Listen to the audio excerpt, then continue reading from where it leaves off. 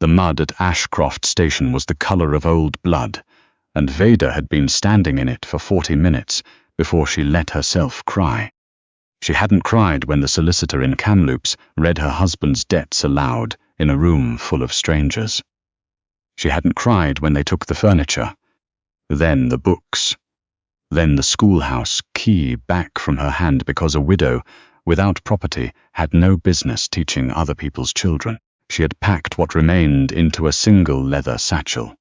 Her accounting ledgers, her spectacles, a change of blouse, and she had walked to the telegraph office with her chin at a reasonable angle. The reply from the Fraser Canyon Ore Company had come within 2 days. One position, bookkeeper, $18 per month, board included. She had read it 3 times to be sure, and then she had bought a train ticket north. The shirt smelled like him. Now, she stood on the platform at Ashcroft with a satchel full of ledgers and nothing else, and a man named Oates was walking away from her, through the mud, laughing to himself at something he'd said. She had arrived to find Oates, wide-shouldered, side-whiskered, smelling of pipe tobacco and entitled disregard, waiting at the platform with an expression that the moment he saw her. He'd looked at her ledger case, her ink-stained fingers, and the pair of reading spectacles she'd forgotten to remove from her ear, and something in his face had hardened into contempt. "We already have a bookkeeper," he'd said, not apologetically. Flatly, as though correcting a child who had wandered into the wrong classroom. "I wired for a cook's helper, someone to keep the camp in order, a woman." "The advertisement said bookkeeper," Veda had replied, keeping her voice level. "It said $18 a month. I have the correspondence. Advertisements say a lot of things." He'd waved his hand. "Look, the camp hasn't had a woman since November. The men would be civil. You'd have your own bunk. The work isn't hard." She understood exactly what he meant by the work isn't hard. She had understood it. The moment his eyes moved to her waist. "I'm a bookkeeper," she'd said. "I'm not interested in any other arrangement." He had shrugged and turned his back. "Then, you're not interested in going up the canyon?" Stage back to Kamloops leaves Thursday. Thursday was 4 days away. She had 63 cents in her coat pocket. A boarding house in Ashcroft cost $1 a night, which the woman at the station counter had mentioned with a look that suggested she was already calculating whether Veda could pay it. The platform had been busy enough. Miners, drovers, a family with too many children and not enough luggage, and they had all found reasons to watch without appearing to watch. A woman stranded by a man who'd hired her for one thing and wanted another. This was not exceptional in 1892, but it was not dull either. Veda sat down on her satchel in the middle of the platform. She pressed her hands over her face and breathed in through her nose, deliberately, the way she'd taught herself after her husband died and left her, with the knowledge that grief is a luxury you cannot afford in front of other people's children. She breathed out. She breathed in again. "Nobody wants me," she said, under her breath, into the tent of her own palms. It wasn't a plea. It was an accounting, a clear-eyed balance sheet of her situation, written in the only honest ink left to her. "Nobody wants me, and I have 63 cents, and Thursday is 4 days from now." She heard heavy boots on the platform boards, not the quick, purposeful step of someone passing through, but a slow, deliberate tread, the kind that meant weight and intention. The boards vibrated differently under it. She lowered her hands. The man who had stopped in front of her was the largest human being she had ever seen. Not simply tall, though he was that, but built like something the mountains themselves had shaped, wide through the shoulders, thick through the chest, with forearms visible past his rolled-back sleeves, despite the cold. He wore a canvas coat over dark flannel, and his dark hair was shot through with premature grey at the temples. He was perhaps 40, perhaps older. It was difficult to say, because his face had been so thoroughly weathered by altitude and wind that age had stopped leaving clear marks on it. He was looking at Oates, not at her. Oates had stopped at the end of the platform. He turned when the new wait arrived, and whatever he had been about to say to the station agent died in his mouth. "Hayes," Oates's voice shifted, not quite dropped, but something left it. "Hayes." She filed the name away, looked down at her. His eyes were a grey that was almost green, pale and very sharp, and they moved over her once, the ink stain, the spectacles, the ledger case, the 63-cent dignity of her posture on the platform boards. Then he looked back at Oates. She came about the bookkeeping position. It was not a question. His voice was low, a rough sound, like gravel shifting in a creek bed. Oates opened his mouth. "The position's been filled." "It hasn't." Hayes said it simply, without heat. "I know what's been filled and what hasn't. She's with the company." A murmur moved through the people, near enough to hear. Hayes looked down at her again. "Can you read a balance sheet?" "I kept the books for a school district and a 200-acre farm for 4 years, she said. "I can read anything you put in front of me." Something in his expression shifted by approximately 1 degree. "Come on, then," he said. He turned and walked toward the livery, unhurried, as though the matter were already settled. Oates called after him, something bureaucratic and aggrieved about arrangements and what had been agreed, and Hayes stopped walking, turned around with the particular slowness of someone who has all the time in the world and none of the patience, and said, "The agreement was for a bookkeeper, Oates.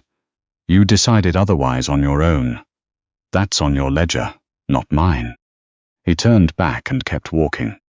Veda picked up her satchel and followed him into the mud. The Fraser Canyon was not a place that apologized for itself. The road up the canyon wall was carved directly into the rock face in some places, a wagon width at best, with the river green and furious 400 feet below. Hayes drove a pair of heavy drafts with the quiet economy of someone who had made this trip so many times that his hands knew the route independent of his eyes. He said almost nothing for the first 2 hours. Veda sat beside him on the bench and watched the canyon walls close around the wagon and said nothing, either. Because she had learned years ago that silence is not automatically a problem that requires solving. On the second afternoon, he said, "You were a teacher." For 4 years, after that a widow. He absorbed this the way he seemed to absorb most things, without reaction, just intake.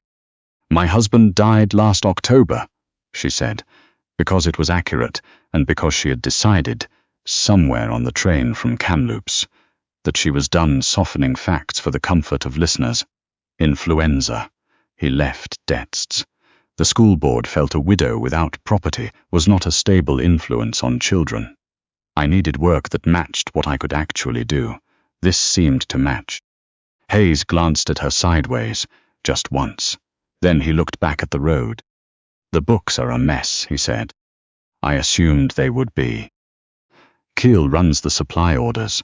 He's been with me 3 years. I'm not saying there's a problem. I'm saying the books are a mess." Veda noted the distinction, filed it away, and said nothing. The camp was built into a flattened shelf of rock above the canyon, sheltered on 3 sides by Douglas fir, and open to the south, where the view dropped away into the gorge. The stamp mill screamed. Men moved between the timber frames and canvas-walled bunkhouses with the purposeful exhaustion of bodies that have been working since before first light. When the wagon rolled into the yard, 30-odd pairs of eyes found Veda, with the involuntary magnetism of men who hadn't seen a woman in 4 months. Hayes stood up on the wagon bench. His voice carried across the mill noise without effort. "This is Miss Veda. She runs the books. Anyone who wants to make that her problem instead of her job can take his kit down the canyon tonight." He sat back down. There was a moment of collective recalibration, and then the men went back to work. Hayes showed her the office.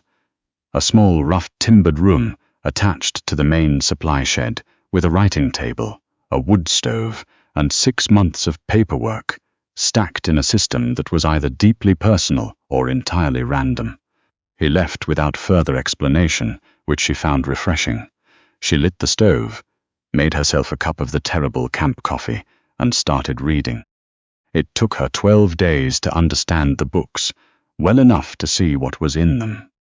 On the 13th day, she saw it. Keel, the supply foreman, a compact man with a quick smile that never quite reached his eyes, was ordering provisions for 40 men and billing Hayes for 40 men, but the actual consumption rates, cross-referenced with the bunkhouse head counts she'd pulled from the cook, corresponded to 32. The discrepancy had been cleverly distributed across 7 supply categories, so that no single line looked wrong, only the aggregate revealed it. He had been doing it since the previous autumn.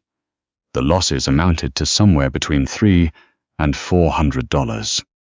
Veda carried the ledger to Hayes after supper. He was on the porch of his cabin, sharpening a draw knife by lantern light. She showed him the columns. She had written the numbers twice, once in black, once in red, so the pattern was unmistakable. He looked at the page for a long time without speaking. "You're certain," he said finally. "Arithmetic doesn't argue with itself," she said. He closed the ledger. He stood up slowly, and for a moment the sheer size of the man registered as something close to dangerous. Not because he threatened her, but because she had just handed him information that would make a lesser man angry enough to find the nearest available target, and she was standing right there. She had grown up with a father who had never understood that information and blame were not the same thing. Hayes looked at her. His grey-green eyes were entirely calm. "You're not in any trouble," he said, as though he'd read the thought directly off her face. "This isn't your doing." He picked up his coat from the nail by the door. "Lock yourself in for the night," he said quietly. "I'll deal with Keel." She did. She sat by the stove and listened to her own heartbeat, and later to a brief and ugly commotion, somewhere down in the camp that ended abruptly. In the morning, Keel's bunk was empty. Hayes came in for breakfast at the usual hour, sat down at the cleaned table, and looked at the plate she'd set out. Eggs, salt pork, bread toasted on the stove grate, with the expression of someone mildly surprised to find such things exist. "From now on, you sign the supply orders," he said. "Nothing comes in or goes out without your mark." It was not a small thing he was offering. She understood this precisely because she understood accounting. He was handing her control of the operation's pulse. He was not offering it as a compliment. He was offering it as a fact, which was better. "All right," she said. The weeks after Keel's departure settled into something Veda had not expected. A rhythm. The camp ran on her numbers now, and the numbers ran clean. She negotiated with the Victoria supply agents by mail and brought the provisions cost down by 12% over 6 weeks. The men, once they understood that the woman in the office was the one who kept their wages exact and their rations consistent, accorded her a rough, genuine respect that felt more honest than courtesy. Hayes she saw every morning, and most evenings. He read the ledgers after supper, the way some men read the newspaper. In return, he explained the mine to her. The seam grades, the stamp mill yield, the constant war against water infiltration in the lower tunnel. They talked about the operation the way 2 people talk about something they both own, practically and without performance. Late in March, a dead snag suspended in the canopy above the upper trail came down in a night wind and caught Hayes across the back of the shoulder as he walked underneath it.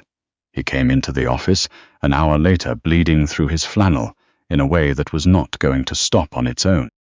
Veda cleaned the wound with the medical kit she'd organized in her second week because no one else had. She threaded a needle, told him to stop moving, and the same precision she brought closed with the same precision she brought to the ledgers. He sat completely still through all of it. The only sign that he was in pain was the way his jaw set when she pulled the thread through. "You've done this before," he said. My husband was a farmer, she said, leaning close over the wound. Farmers are careless with edges.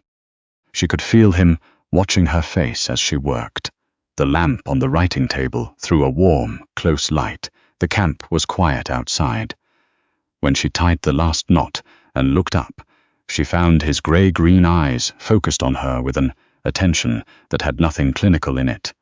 The careful distance they'd maintained for 2 months was, suddenly, exactly 1 inch of air. Veda looked away first.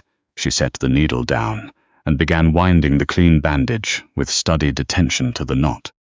"The spring contracts," she said. "I've been drafting revised terms with the Lytton agent.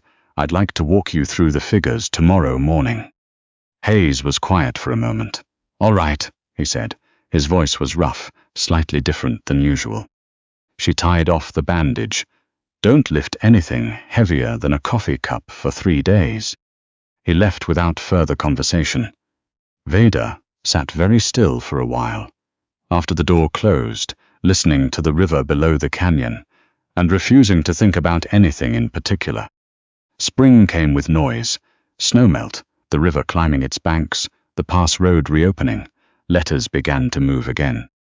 On the first Tuesday of May, 2 riders came up the canyon road that Veda did not recognize.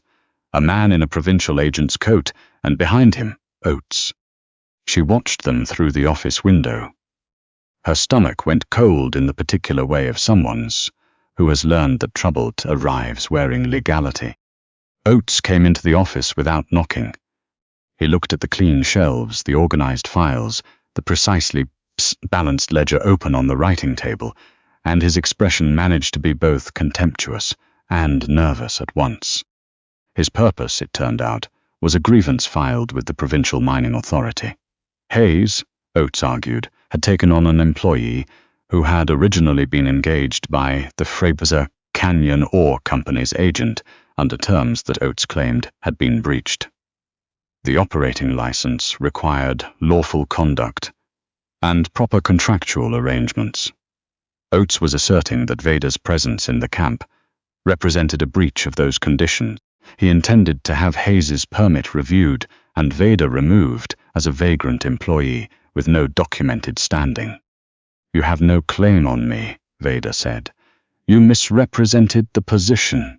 I refused the terms you actually offered and engaged with the company's owner directly." "Technicalities." He looked at the provincial agent.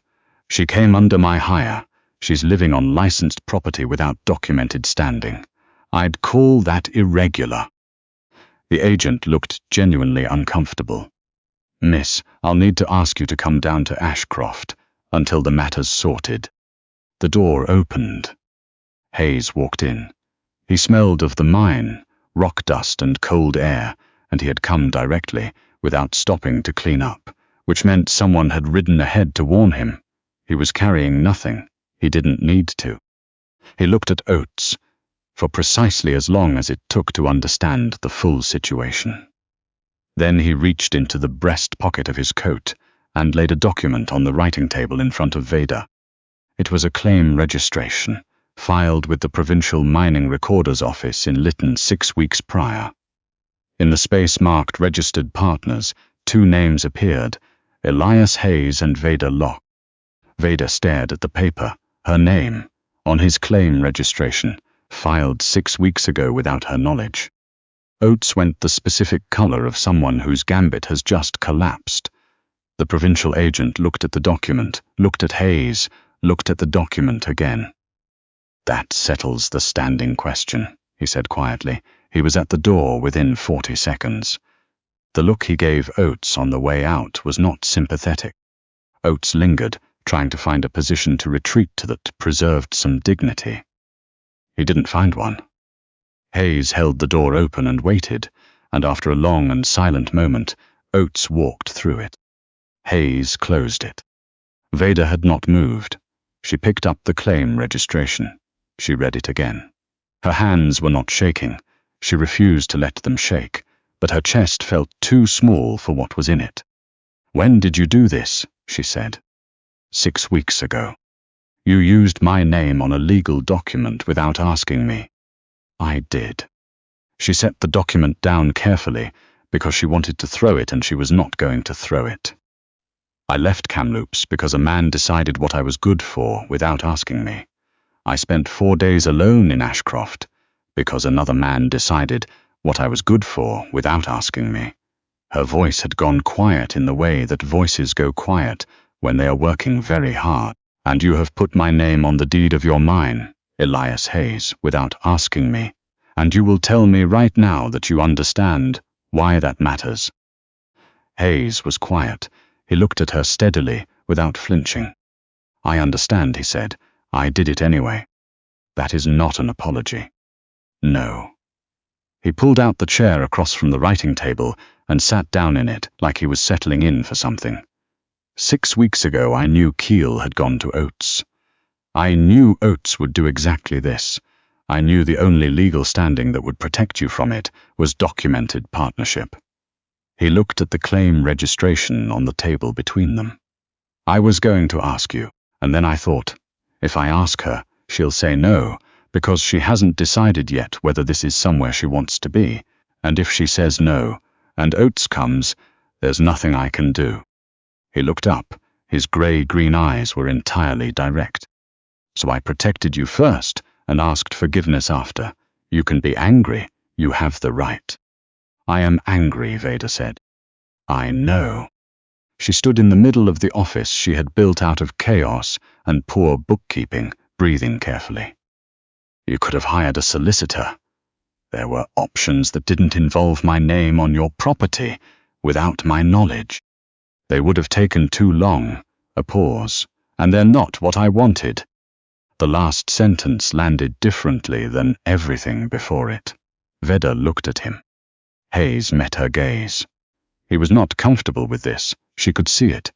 Comfort was not a language he spoke fluently, but he was not retreating either. Tell me you want to go, he said. His voice had gone rougher. Say it. You've got your standing now regardless. The partnership is legal and documented. I'll drive you to Ashcroft myself and put you on the first stage south.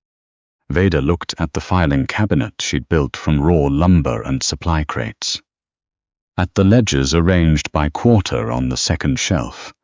At the window through which she had spent the better part of 2 months watching the canyon in every weather it had offered. And finding it, improbably, inexplicably, something close to beautiful. She thought about the schoolhouse in Merritt, about the solicitor's office in Kamloops, about Ashcroft Station and 63 cents, and nobody wants me. Tell me why you really did it, she said quietly. Hayes was still for a moment.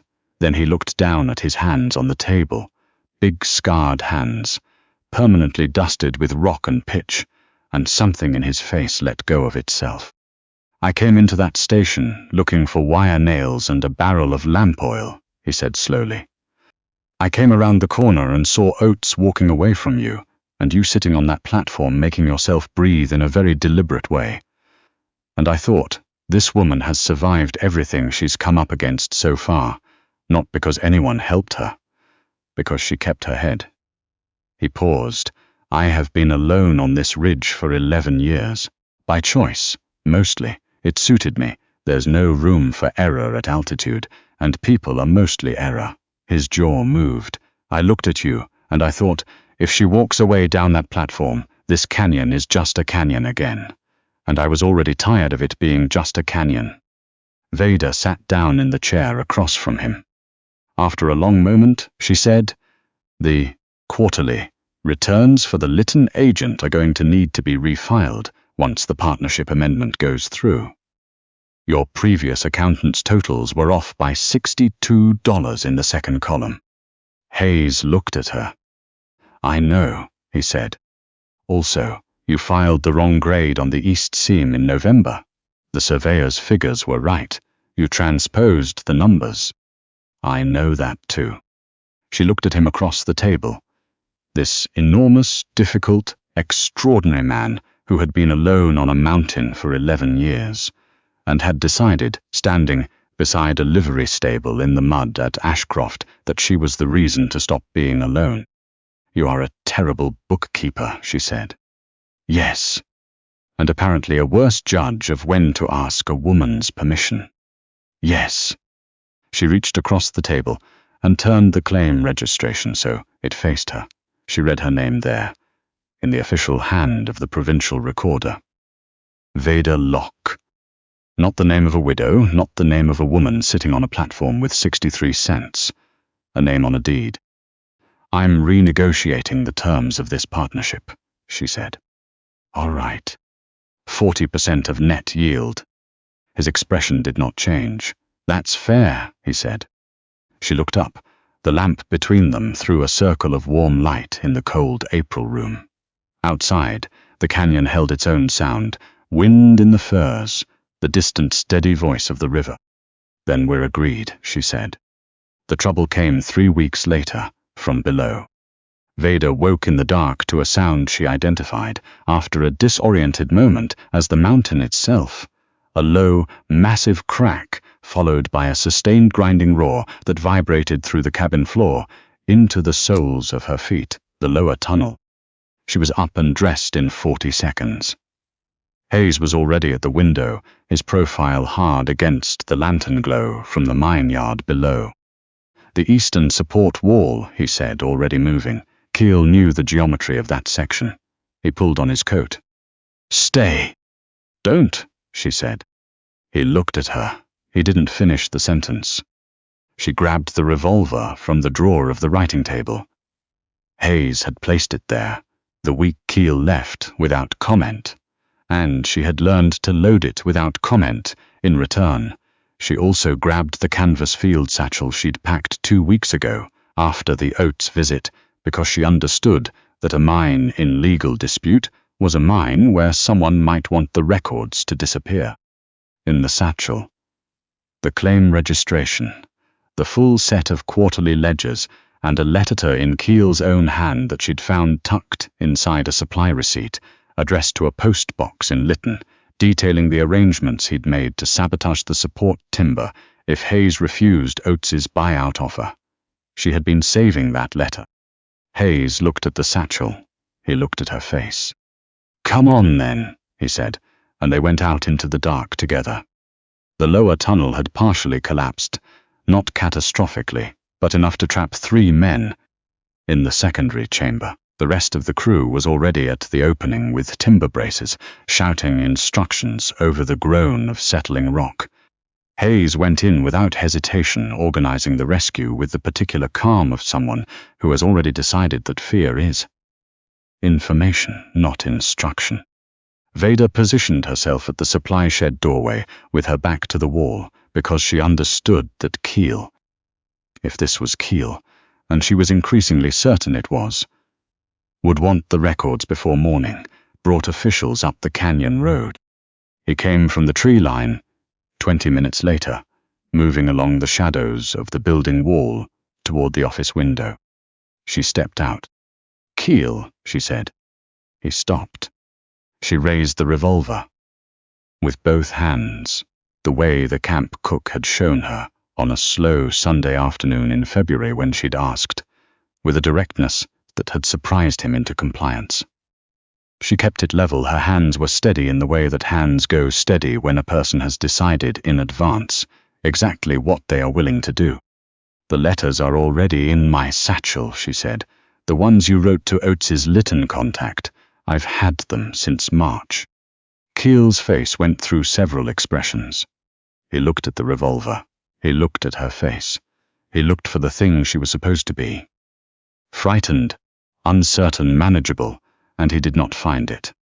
Walk back into the tree line, Veda said. You'll make less noise than you came in with, and you'll wait there until the marshal arrives from Lytton, which will be by tomorrow noon if I send the rider now. Or, she let the alternative speak for itself. Keel walked back into the tree line. When Hayes came out of the mine 40 minutes later, soot-covered, one sleeve torn, all 3 men behind him alive and walking. Veda was sitting on the supply shed steps with the field satchel across her knees, and Keel sitting cross-legged on the frozen ground 8 feet away, contemplating his choices. Hayes looked at Keel. He looked at Veda. He looked at the revolver still in her hand, and at the satchel, and at the expression on her face, which was the expression of a woman who has surprised herself. "The letters are in here," she said. "Keel's written arrangement with Oates.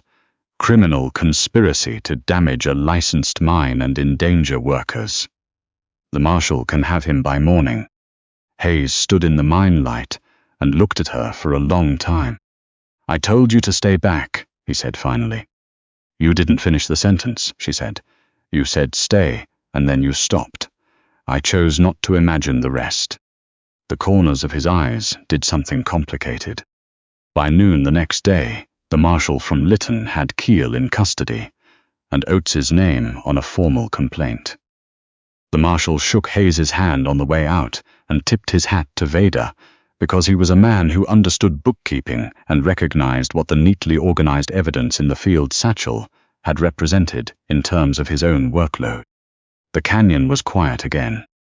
Hayes sat on the porch of the upper cabin with his coat off and a bandage on his right forearm, where a falling stone had opened a line of skin. Veda unwound the temporary wrap and cleaned the wound properly, which most men would not apply to themselves because it required patience, and patience was not a quality miners generally cultivated. She worked in silence. The canyon held its own sound below them, wind in the firs, the stamp mill idle for once, the river running as it always did. "When I came down to Ashcroft," Hayes said, "I wasn't planning to take anyone on. I was going to do the books myself through summer and hire in the fall." "Your books before I arrived were remarkable," Veda said. "Remarkably wrong." "I know." His voice held something she'd heard rarely, a kind of quiet difficulty, like a man carefully moving something heavy through a doorway. He wasn't sure, was wide enough. "I saw you and I knew I was going to take you up the canyon if you'd come. I told myself it was because of the Ledger case. It was a reasonable explanation." "It was partly the Ledger case," he said. "I want to be honest about that. I needed someone who could actually do the work." "I know," she said. "That's all right. But I also looked at you, Veda, and you were sitting in the mud with 63 cents and a satchel full of ledgers, and you were making yourself breathe in a very deliberate way, and I thought, this woman has survived everything she's come up against so far. Not because anyone helped her, because she kept her head." He looked down at her hands on his arm. "I have been up this mountain for 11 years, and I have not once thought there was anything missing.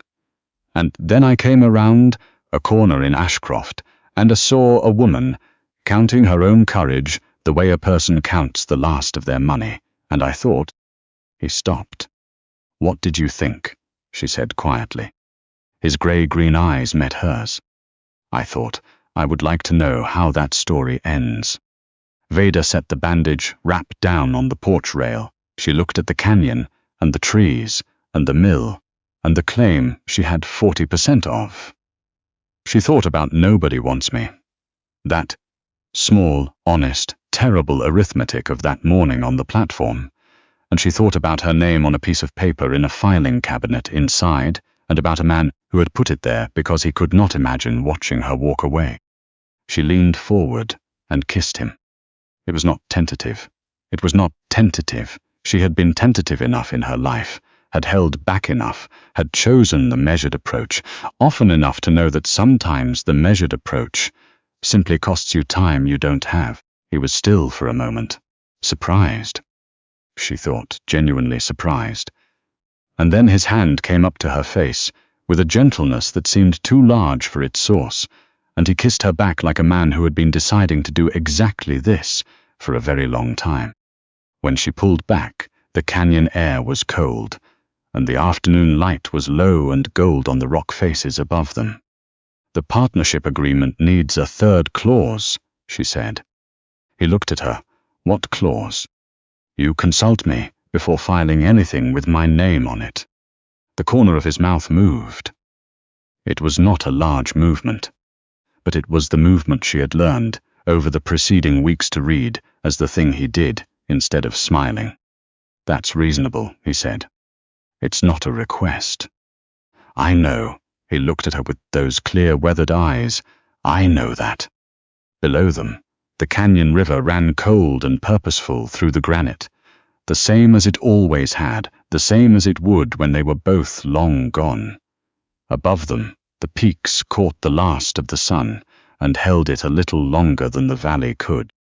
Veda Loch, Veda Haze, perhaps, in time, if she decided that, sat on the porch of the mine she half owned, beside a man who had read the arithmetic of her at 63 cents and decided the sum was worth more than anything he'd dug out of the mountain, and she felt for the first time in longer than she could accurately measure that she was exactly where the numbers said she should be.